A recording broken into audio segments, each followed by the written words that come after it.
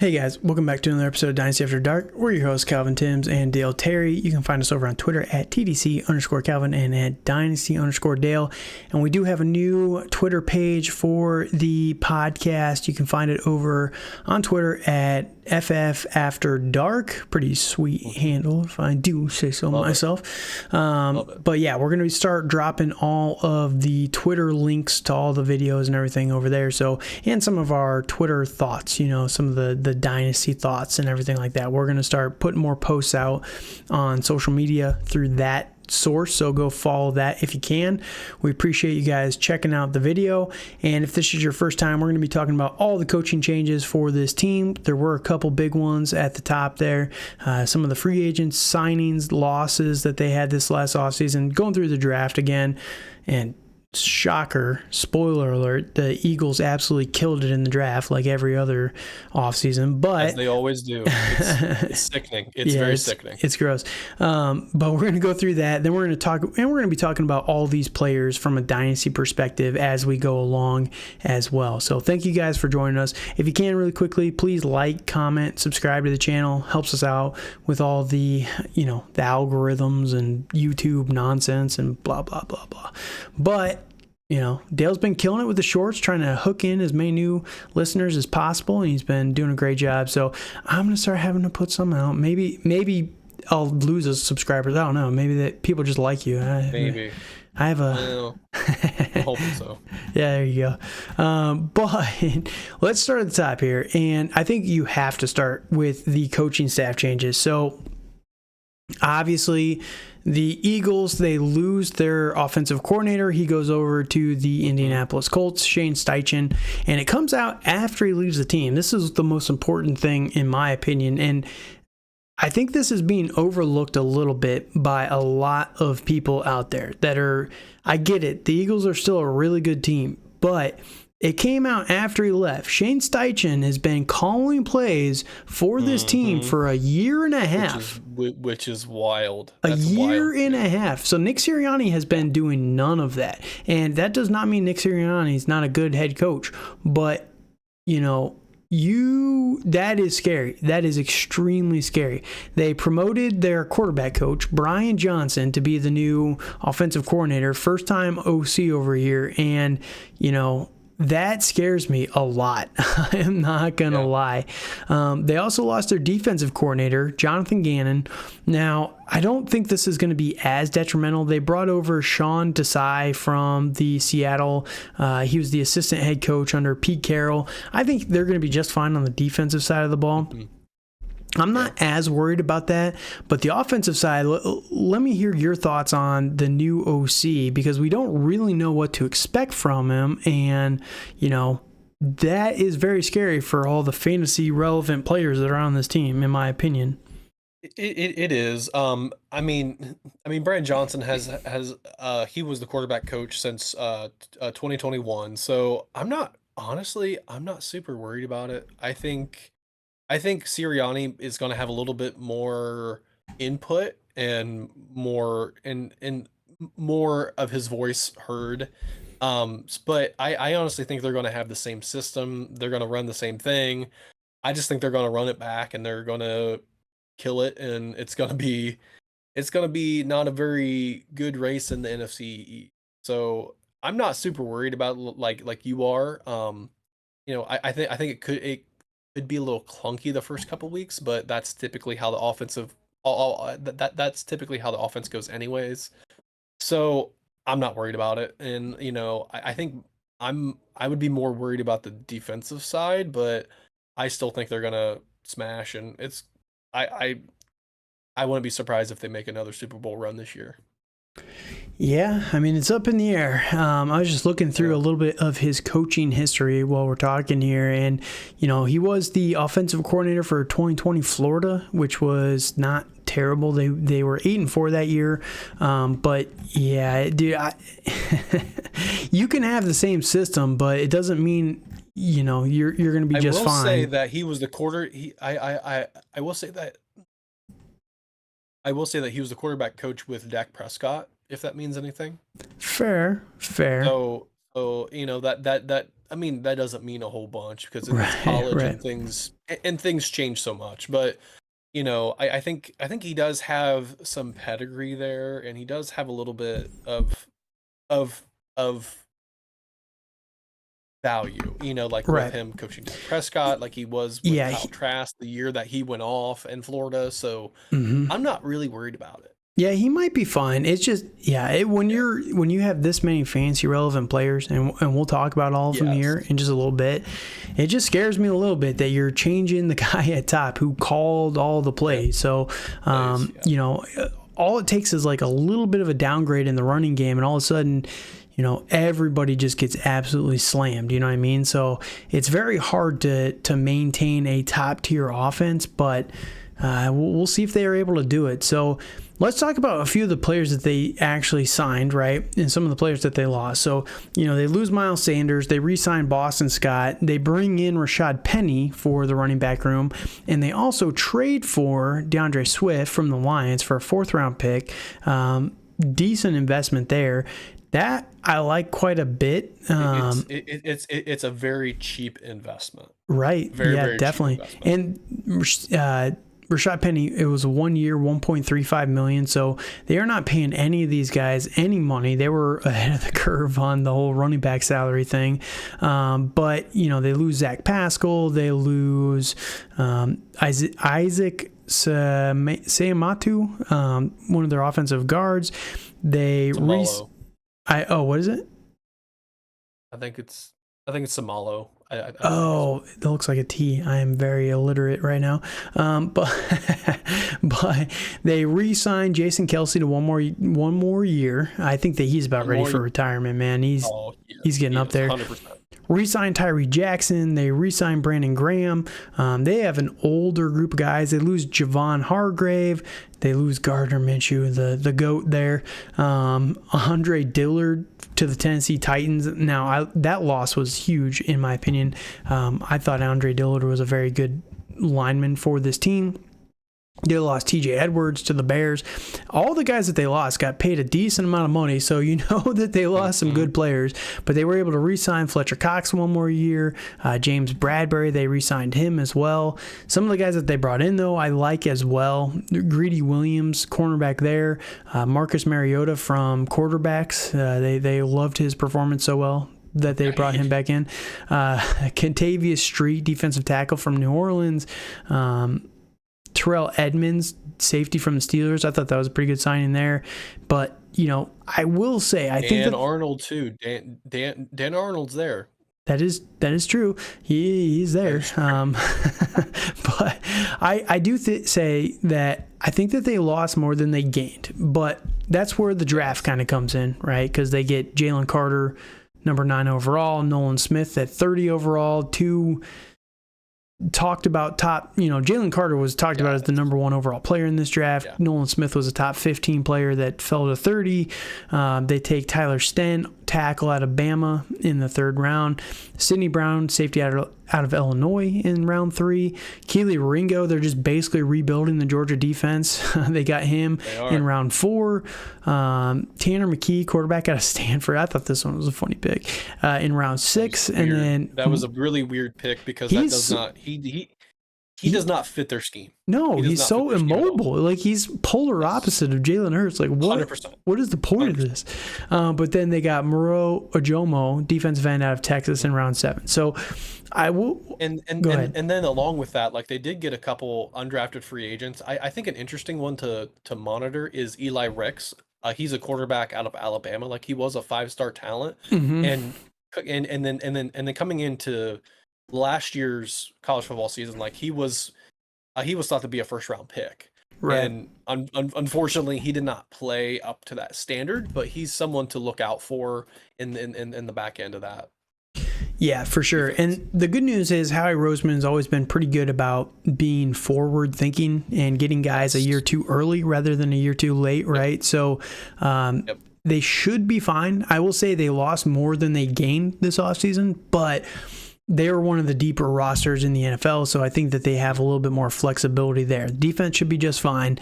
I think that they're going to be definitely smashing faces this upcoming season. Yeah, no, it's going to be ugly. I mean, I love the Jalen Carter pick, and then they got who was the player that they got last year? It was a defensive Jordan Davis. Yes, yeah. Like they got him. Like they got a couple. This big defensive front is going to be gross. It's going to be dude. nasty. It's going to be nasty. I am a little bit worried about Nolan Smith and his injury concerns. Right, he's a small guy, but he's a rotational player.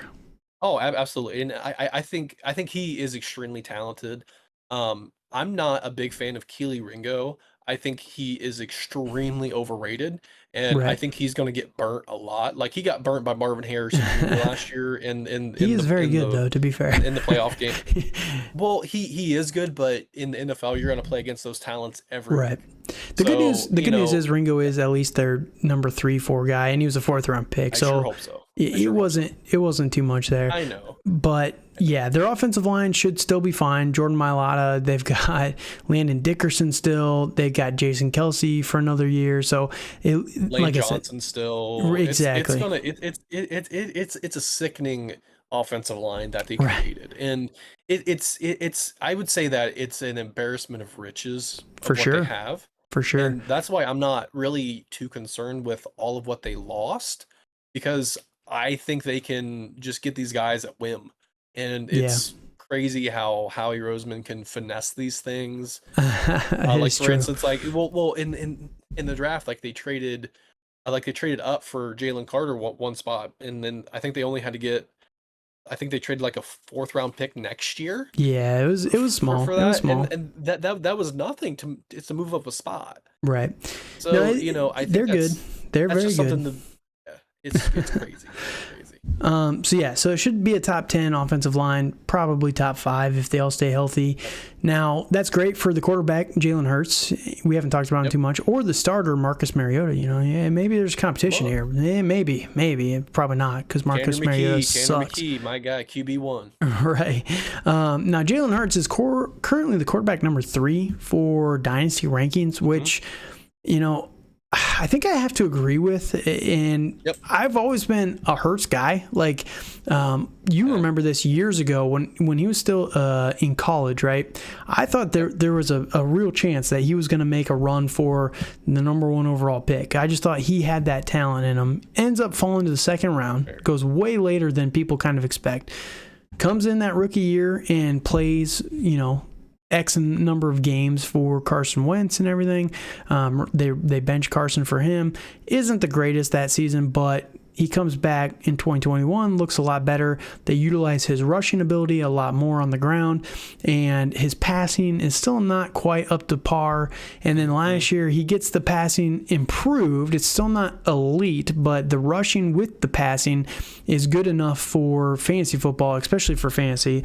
Now, if you're in a 10-point per yard or one point for every 25 yards, that definitely equalizes someone like a Jalen Hurts. It hurts him a lot in those type of formats, but in the standard format where it's 1 for 25 passing and 1 for 10 for rushing, he's just such a broken asset that, like, I think that the weapons that they have around him, and again, all credit to Howie Roseman, they've built such a nasty offensive line and a nasty core collection of players that Jalen Hurts, it's almost impossible for him to not finish top 5, barring injury, right? And that's why I think I agree that his placement at quarterback 3 is appropriate, but it's because of those things. I think he's a very good leader, and I think he does a lot of things well. He just doesn't excel at a lot of things. Right.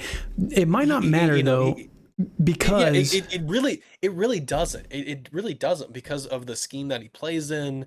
It's everything around him is so great that it just brings him up that much more. Right. And that's one of those questions too. We'll never really know this, right? But I've always thought about this. Like, if, for example, because Jalen Hurts started his career on such a loaded team, right? And I know they traded for AJ Brown after year 1 and all that stuff, but he's played on such a loaded team that if he would have played on a bad team, would he, like, if the team falls apart around him, he's probably going to be just fine because he played with such a good team that it gave him that cushion to develop into a good quarterback, Yes. right? Now, if he had played with a terrible team, would he be the same player? Probably not, right? I don't think he would have, because of what happened in college was a little weird, and I think that messed with his psyche a little bit. Right. Honestly, like being benched Oh, yeah, for Tua and all that stuff, yeah. at the national championship game with Tua and all of that, all of what happened in Alabama. He was a really good sport, and I think that showed a lot of his leadership ability, Right. and that's why I like him as a leader. Mhm. But, and I think if he went to, like, your Patriots like you were hoping for, Dude, it would have been in that great. season, I don't think he would have developed into this. I think he this would have, because he's such I a don't he's such I a don't good leader. I think that he would have fit well with Belichick personally, but it's definitely possible. I think he would have been Daniel Jones. Maybe it's possible. That's my opinion. Well, we will never know. Right, and we won't, and we're just speculating, and we can move on to all the running backs that they got. Right. So Jalen Hurts still a very, very good player. He's in 100%. line. He's going to be a top 5 guy again, barring injury. Oh, yeah, 100%. I don't see any world in the next couple of seasons where they fall off. The only thing that I think that can really hurt Jalen Hurts is if, like we mentioned at the top, if the offensive coordinator can't keep this offense rolling, that could be huge. That really could. And that's the only thing I think can stop any of these players from really returning on their potential value. Now, Dale mentioned it. Let's talk about some of these running backs here. They've got Kenneth Gainwell. They've got Rashaad Penny. They've got Boston Scott, Trey Sermon, DeAndre Swift, Kennedy Brooks. How are we ranking these guys for fantasy for this upcoming season? I will say that I personally really like Rashaad Penny this year. Okay. I think he's going to do well. I am out on DeAndre Swift. I don't think they have that much invested in him, and I think in that situation he could succeed. Or he could be very good, but I think it's going to be Rashaad Penny and then DeAndre Swift and then Kenneth Gainwell. That's kind of how I rank them in how I want them. And personally, I want to stay away from Swift because I think he's going way too high in startup drafts. Like, I think he's like a 6th round ADP compared to Penny going in like the 9th, 10th round. So I really think that's where I'm at. I really think Penny can be that bruiser, that more of a goal line back, that compared to Swift, who's more of a finesse guy. Yeah, and I disagree on this a little bit, and I'll kind of lay it out here. So DeAndre Swift is currently the RB24. Penny is 42, so it's a big gap there. But Penny is 27 and a half, so obviously, he's older. He can't stay healthy. But here's the reason why I don't want to invest in Rashaad Penny. He cannot stay on the field. I have liked Rashaad Penny his entire career, but the most games he's ever played was 14 as a rookie. He's gotten 2 seasons of 10, so just barely double digits. Last year he only played 5, and they only paid him 1-year contract for $1.35 million. So there's nothing committed to this guy. I don't think he's going to stay healthy this upcoming season. I just don't really believe in that. If you can't stay healthy and prove it with Pete Carroll, like, all you had to do was stay healthy and he would have gotten so much usage, and you just couldn't do it, right? Now, Rashaad Penny, he's a very good runner when he is healthy. Very explosive guy. Always has been, right? Not a good pass catcher, and I think this is where DeAndre Swift is going to be utilized a lot more. Now, I don't think they're going to dump it off to the running back very much in this offense, which is fine. DeAndre Swift last year had 70 targets in a bad year for the team, right? Only 99 rushing attempts. DeAndre Swift is not a bruiser on the ground. That's not his game, right? He's not going to be someone who has 300 carries in a season, and you don't want him to. But I do think that they're going to utilize him a little bit more in space, get him to be more of a slot receiver for the team, as the number 3 kind of receiving option for this team, because you look at the receivers, and we'll touch on these guys in just a second, but you've got AJ Brown, you've got Devonta Smith, but the number 3 on this team kind of sucks. Like Greg Ward, Olmaide Zacharias, Quez Watkins, like it's not a great option there, and that's where I think DeAndre Swift can have quite a few targets this upcoming season, and he can be utilized in the passing game. And I do think that RB24 for a guy who has the potential and the explosive ability to finish as a top 20 guy, I think we're just kind of, we're Miles Sandering DeAndre Swift, where Miles Sanders for many years was just undervalued relative to what he was going to do for you on the field. So that's my own thoughts on Swift, and we can. Yeah, I think Swift is completely overvalued. He can't stay on the field himself. So, I understand your Rashaad Penny, bit with him being injured and not being able to stay on the field. It's the same with it's the same with Swift. Like he's been injured every year. Right. And I think there's just too many different options on this offense that they can go to and that they're going to rely on. And plus they don't have that much invested in Swift. Like he's still on his last year of his rookie contract. Like after this year, like he's done potentially. Right. That is true. So, but why trade for him though? That's that. You know what I mean? Like I don't think that means anything because they barely traded anything for him. True, but they could have used that pick for Rashaad Johnson, for example. You know what I mean? And gotten him on a fresh contract. Right. That's fair, but I just don't think. I mean, I don't see it. I don't think he's going to stay healthy. I don't think. I also feel that they're going to have a 3-headed monster in this. Well, a potentially 4-headed monster in this backfield. So I'm kind of out on everybody. Fair. Fair. But I think I'd rather. I think for this year I would rather have Rashaad Penny. That's fair. If you want to take, and we're kind of giving our personal opinions on this. Yep. We have no idea who's going to be right. It could be Kenneth Gainwell for all we know. It really could, and it probably will. So you just kind of you have to put your flag on one of these guys. Yep. You just have to plant your flag and pick who it is, and just be willing to accept if you're wrong, right?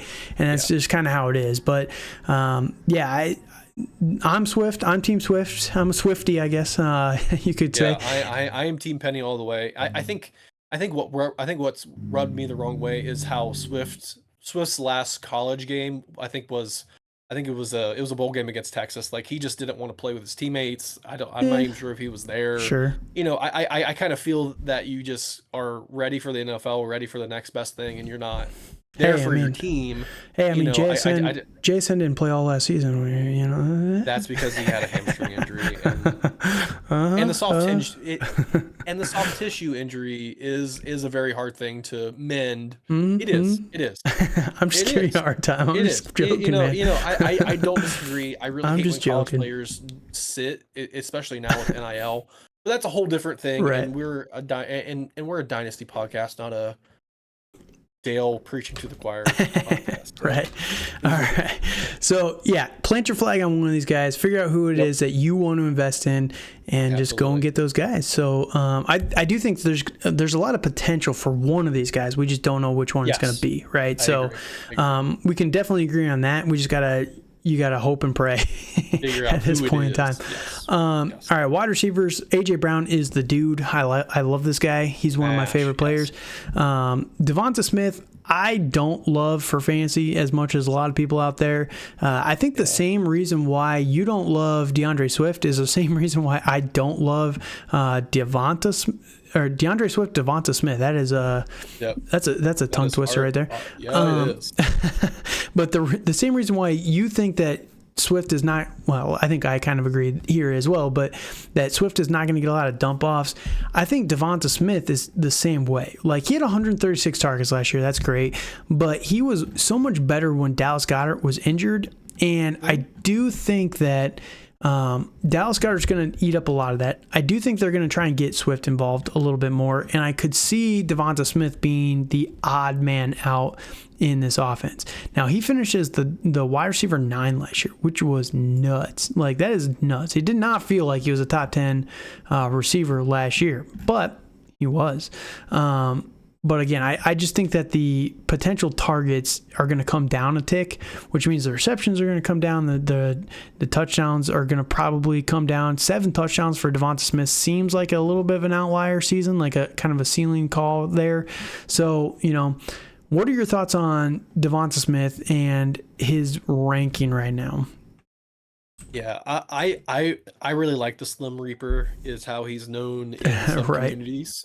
So I do like him. I think he falls into the trio of wide receiver twos, like with Jalen Waddle, T. Higgins, and I think unfortunately he falls third with those guys, but that's because of who's at quarterback. Right. But I still think he could have a good year. What he finished as wide, I think he was a wide receiver 1 this last year, wasn't he? He was 9. Yeah, he was 9 overall. He was 9. It was crazy. Yeah, I don't think he's going to repeat that, but I still think he's a very solid wide receiver 2. I agree. I think he's safe. He's a very safe number 2. Absolutely. So, that's why I like him in fantasy. I like having these high-risk guys that, I think the A.J. Browns of the world were, well, a couple years ago were kind of boom bust a little bit, and he kind of has been. Even in Philadelphia, he had his boom bust games, but with Devonta Smith, like he's been it's a steady Eddie guy, and not in someone who's solid. So if you want a solid wide receiver 2, Devonta Smith, I think can be your guy. So, let me put this to the test. Let me put this to the test. So in Superflex, he's valued at the 106 to 107, and one quarterback. Dude, this is crazy to me. Okay, in one quarterback, he's estimated at 103 or 104. Are you paying that for Devonta Smith in one quarterback? No. I agree. I'm not paying that. I'd rather have. So in one quarterback, you're talking. Obviously, Bijan, yes. Gibbs, yes. I'd rather have JSN than Devonta Smith for sure. Long term, anyway. Maybe year one, maybe this year Devonta Smith's going to outperform him, but I would rather have JSN long term. Personally, I'd rather have Quentin Johnston, and then I guess you can get into the argument between him and Jordan Addison. So, 5-6 for non-super, or for one quarterback would be my kind of limit on Devonta Smith. In Superflex, I mean, that pushes to the 8-9, I guess. Right. So what are your thoughts on that? Are you willing to pay that for him? I think at that price, yes. I mean, I think, the old cliche is that in Dynasty, we're looking in 2 to 3 year windows, and I think I would rather have Devonta Smith than Quentin Johnston. I think Johnston is good long term, right? But I think in the next 2 to 3 years, that Smith is going to be that guy. In 2 to 3 months, when Keenan Allen and Mike Williams are both injured, are injured, that's true. You're going to change your opinion. I would, but I'm dealing with the reality of today, and everybody's healthy. I'm strawmanning you real hard right now. Okay, I know you are. So I think I would rather have Devonta Smith in that. Yeah. But I think if it were Jordan Addison, I would rather have Jordan Addison personally.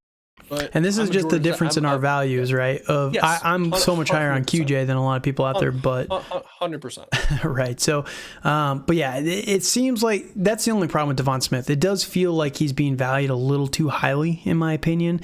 He's above DK Metcalf. I'd rather have DK, to be honest with you. 104, Najee are all right behind him in terms of value, and I'd rather have all of those. So, I think Devonta Smith is a little bit of a sell case right now, but I'm not gonna go crazy on it. So, AJ Brown is still a stud. There's really nothing to talk about with AJ Brown. He's just a really good player. He's as good as he's as good as advertised. So nothing to worry about here. I don't really even care. People are saying, "Oh, he's older. He's 26 years old. Who cares? Who cares?" He was the wide receiver number 6 last year. He had 145 targets. He's going to get that again. He's going to have 11 touchdowns. Dude's just a touchdown machine. He's a big play guy. End of discussion on AJ Brown. Any other thoughts on him, I guess? Yeah, I think he's going to smash.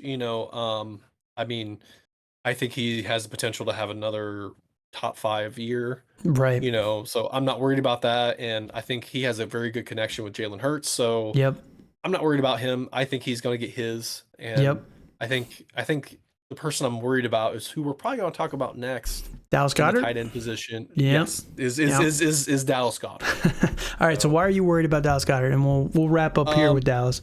yes, I would say injury worries me. And the fact that I think he could get phased out of this offense. Like I mean they don't have a lot other than that at the tight end position. Like they did resign Tyree Jackson, who's a former quarterback. Right. Dan But Arnold, but that's about it. yeah, Dan Arnold, and like they have a couple guys, but I think I feel this offense revolves around AJ Brown and Devonta Smith, and I just think with Dallas Goddard and his age, he's 28, he's going to turn 29, like in January this coming year. So I think he's just going to get phased out. I think what he had 55 receptions last year and in 12 games, which isn't bad, but I think their offense played at a maximum level last year, and I think it will go down a little bit. And I believe that Jalen Hurts' safety blankets are AJ Brown and Devonta Smith, not Dallas Goddard. Yeah, I could see that. I was gonna say the only argument for Dallas Goedert having an uptick this year, and I do get the whole injury argument. He's had one season where he finished with 15 games. He just can't really stay on the field, it seems like.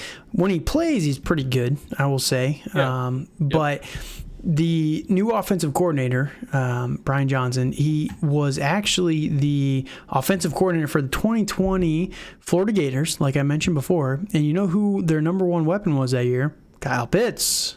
Kyle Pitts, yes. Kyle but, Pitts. But Kyle Pitts was a physical freak. And That is true. He basically was their wide receiver one because that they is didn't true. have any wide receivers. That is very fair. I'm just saying that, but my only argument is that he knows how to scheme the tight end position. So, I'm not arguing that Dallas Goedert is Kyle Pitts. I'm just saying that this guy might have a little bit more knowledge of the tight end position and how to make it work. Or he knows how to make Kyle Pitts work. Who knows? I don't really know. But, yeah, I think Dallas Goedert definitely has potential here.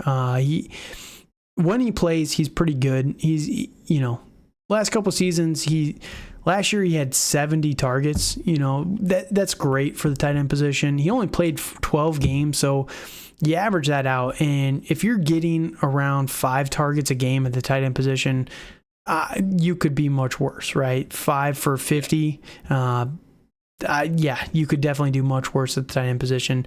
Now, I think the days of him being a top 5 tight end are kind of over at this point, but Definitely. I think they definitely are, and I think he's a low end tight end one. He's safe, but he's not anything flashy. Like, I mean, I would rather have Sam Laporta. I would rather have, I'd probably rather have Michael Mayer right now.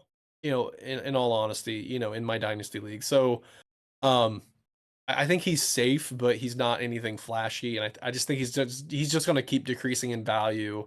I mean, and with these guys being the same age, like I'd rather have George Kittle, with a quarterback who's up in the air than Goddard, who we know is going to have Jalen Hurts. So that's yeah, I get it. So, no, so Eagles definitely primed and loaded offense. Do you have any last thoughts on the Eagles before we wrap this thing up? Nope. All right, so yeah, they're a good team. They're definitely the favorites to repeat and get back to the Super Bowl. It's crazy they were just a couple plays away from having the title again, but winning it, yes. Yeah, they're a good team, and they have a great division in the NFC that they can push for that NFC Championship game again. But yeah, we'll see what they can do. And again, I love all these players. The only hesitation I have on any of them would just be the new OC, but yeah, they should be fine. Yes, I agree that they're still going to be great, but I don't think they'll be humming as well as they were last year. I think it's going to take them a little bit to get readjusted and just used to everything. And I think typically when these teams do well, and it's this first year that defenses figure them out. So Right. I'm not sure how crafty Brian Johnson is. So I think they're going to get figured out a little bit, and they're going to get. I mean, I still think they're going to be the potential number 1 seed, and they're still going to be a force to be reckoned with, but not as much as what they were last year. Yep, I'm with you. So great team, great position to be in. Eagles fans, you guys got yourselves a good one. So that said, if you like this video, please, one last time, like, comment, subscribe, all those fun things on the video. We appreciate you guys. We're going to be finishing up. We got one more division, and then we've got all 32 teams out there. And then we're going to be doing a mock draft on Thursday, Friday, whatever day that I think it's Friday. And then next week, we're going to be getting back to more of a regular 1-2 episodes a week schedule, taking a little bit of a breather. This was a lot of work doing all 32 of these breakdowns. But whole heck of a lot. Hopefully you guys are enjoying it, and yeah, thank you guys so much for checking us out. Until next time, you can find us over on Twitter one last time at TDC_Calvin. You can find, I gotta update this, it's not at Dynasty After Dark, it's actually at FF After Dark. So I'll get this updated on here, but then you can find Dale at Dynasty_Dale as well. And thank you guys so much for joining us. Until next time, have a good night.